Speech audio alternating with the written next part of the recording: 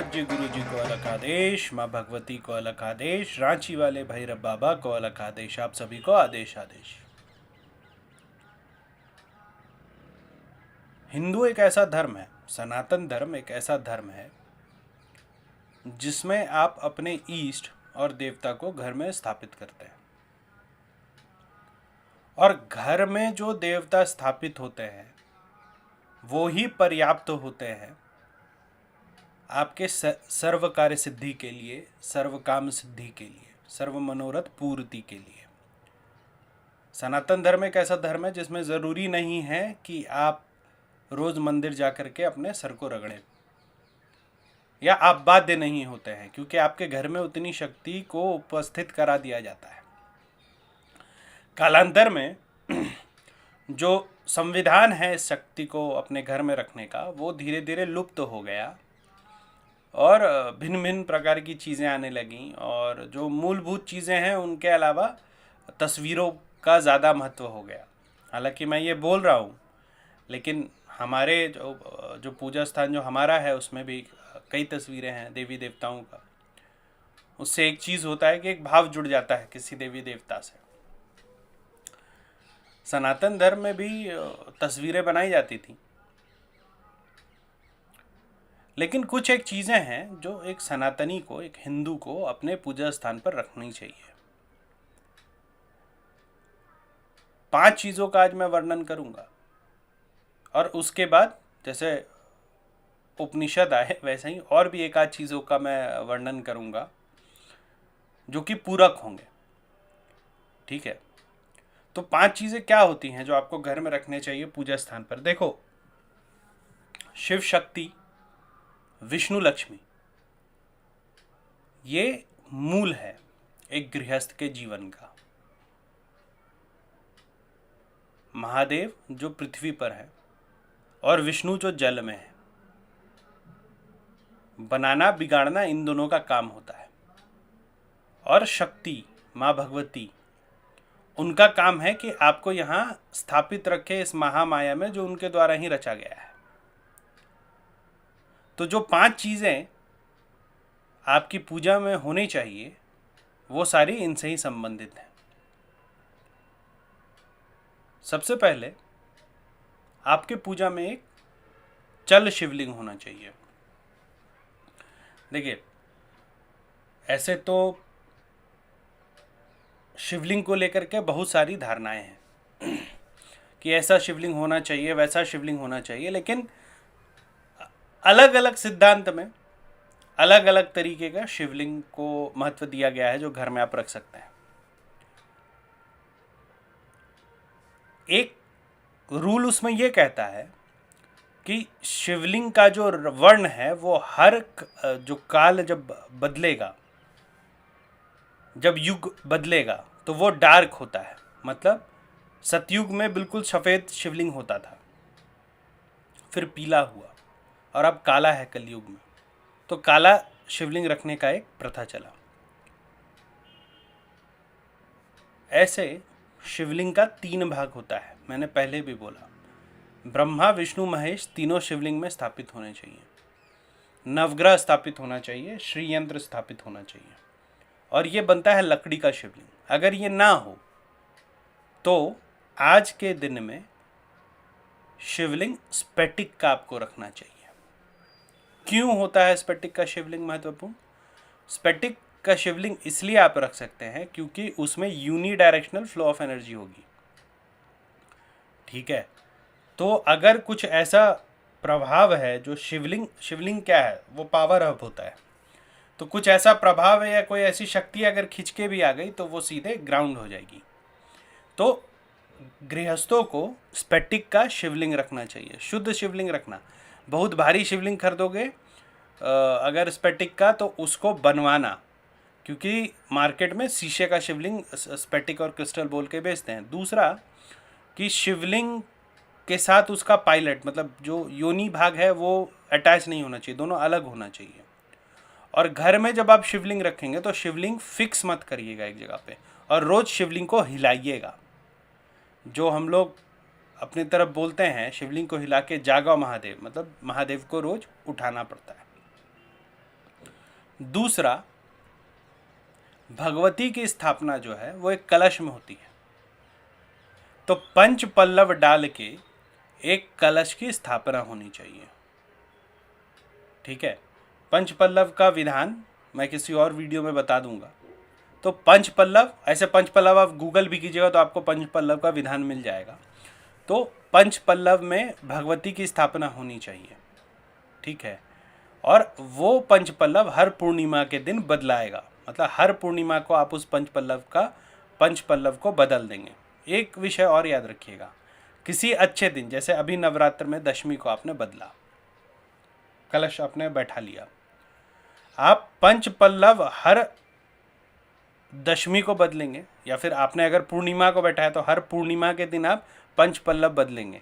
कलश कभी हिलाया नहीं जाता है एक साल में। कलश जब आप स्थापित करते हैं तो कलश के पानी बदलने का ये तरीका होता है कि एक जिस भी बर्तन से आप पानी निकाल रहे हैं, मान के चलो आप थोड़ा बड़ा चम्मच से पानी निकाल रहे हैं, तो एक चम्मच पानी निकालेंगे, एक चम्मच पानी डालेंगे। ठीक है, तो कभी भी पूरा कलश का पानी खाली नहीं होना चाहिए। तो आपने निकाला फिर भरा, फिर निकाला फिर भरा, इस तरीके से उसको भरते हैं। तो महादेव और शक्ति की स्थापना हो गई। इसके बाद किस चीज़ की स्थापना होनी चाहिए? इसके बाद होनी चाहिए विष्णु जी की स्थापना। तो विष्णु जी की स्थापना पीले वस्त्र में शालिग्राम की स्थापना आप करिए अपने घर पे। अब बहुत लोग बोलेंगे क्या शाकाहारी नहीं, मांसाहारी नहीं, क्या कहते हैं, लहसुन प्याज नहीं, नहीं नहीं, आप करिए स्थापना। ठीक है, आप उसकी स्थापना करिए और उनको रोज़ बिना अपना इंडेक्स फिंगर टच किए उनको रोज़ स्नान करवाइए और उनको अष्टगंध से तिलक करिए। ठीक है, लक्ष्मी की स्थापना श्री यंत्र पर होती है। ऐसे तो श्री विद्या जितनी है सबकी स्थापना श्री यंत्र पर होगी, लेकिन लक्ष्मी की स्थापना विशेषकर श्री यंत्र पर होती है। ठीक है, श्री यंत्र लकड़ी का भी हो सकता है, एक विशेष प्रकार की लकड़ी होती है, उसी में श्री यंत्र मिलता है, तो वो श्री यंत्र का आप प्रयोग कर सकते हैं, या फिर श्री यंत्र क्रिस्टल में बनवा लीजिए। ठीक है, 4 चीज़ें हो गई। 5वीं चीज़ है शंख। शंख पूजा में होना अति आवश्यक है।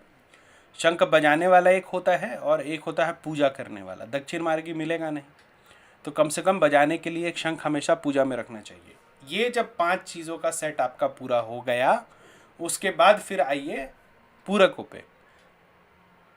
लक्ष्मी गणपति की मूर्ति, ठीक है, आप रख सकते हैं अंगूठे भर का, मिट्टी में आप रख सकते हैं मुट्ठी भर का। माँ भगवती देवी दुर्गा की मूर्ति आप रख सकते हैं अष्ट धातु में। महादेव की मूर्ति हमेशा माँ भगवती से बड़ी होगी। माँ सरस्वती की अगर आप मूर्ति रखते हैं, सरस्वती की आराधना करते हैं, तो उनकी मूर्ति हमेशा चंदन में बनती है। ठीक है, अब आते हैं भोग पे। तो एक चम्मच आकार का कूसा कुसी होता है।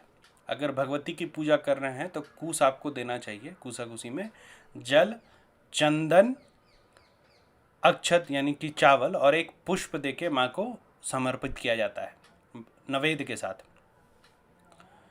जब सूर्य को जल देते हैं तो उसको कॉपर वेसल में देंगे। ठीक है, उसमें कुछ भी, मतलब आप लोगों ने बहुत सुना होगा कि अक्षत देना चाहिए, फूल देना चाहिए, कुछ नहीं देना चाहिए, सिर्फ जल आप अर्पण कर सकते हैं।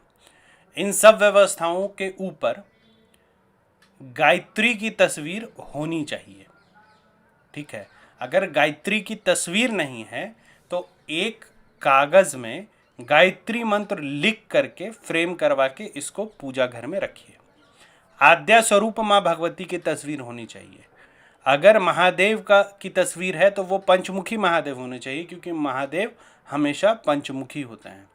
भैरव जी की अगर आपको स्थापना करनी है तो भैरव जी ना तस्वीर, मतलब काल भैरव की बात कर रहा हो, तो ना तस्वीर के रूप में स्थापित होते हैं, ना यंत्र के रूप में स्थापित होते हैं। मैं आपको आगाह कर रहा हूँ, अगर आपको किसी ने ऐसा बोला है कि भैरव, काल भैरव यंत्र की स्थापना कर लो, आपको भैरव जी घर छुड़वा देंगे, आपको भैरव जी जेल तक भेजवा देंगे। भैरव जी का यंत्र जब भी बनता है तो उसको तुरंत बना के तुरंत उसको मिटा दिया जाता है। ये कितना भी बड़ा तांत्रिक प्रक्रिया हो, होता यही है। तो भैरव की स्थापना हमेशा दीपक रूप में होती है। सबसे उत्तम होता है कि चौमुखी दिया लेकर के उसमें चमेली और तिल का तेल मिला करके, या फिर अगर 5 तेल मिला सकते हैं तो 5 तेल मिला करके, और उसमें भैरव जी के नाम से उसको आप प्रज्वलित करिए और भैरव की स्थापना। भैरव की स्थापना पूजा में क्यों ज़रूरी होती है? क्योंकि भैरव के बिना आदि शक्ति भोग नहीं लेती। आप जो भी नैवेद्य चढ़ाते हैं वो आदि शक्ति तब तक नहीं लेगी जब तक भैरव जी को भोग नहीं पड़ता है। ठीक है, देखो इसके अलावा और भी बहुत सारी चीज़ें हैं, छोटी छोटी चीज़ें हैं जो कि पूजा में होनी चाहिए।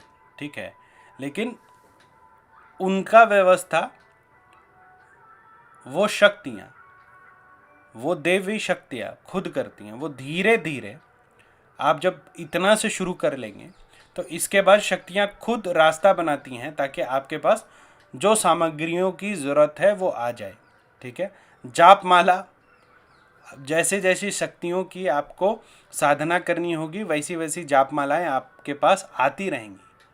आपको उसके लिए बहुत ज़्यादा प्रयत्न नहीं करना होगा। बहुत सारी ऐसी सामग्रियाँ हैं जो कि विशेषकर किसी देवता की पूजा में प्रयोग होता है, तो वो शक्ति है। जैसे मैंने कूसाकूसी बोला, कूसाकूसी शुरुआत से इसका ज़रूरत पड़ता है, लेकिन महादेव का जब शिवलिंग की पूजा होगी, जब महादेव सुन लेंगे तो उसमें कुछ चीज़ों का और प्रयोग होता है।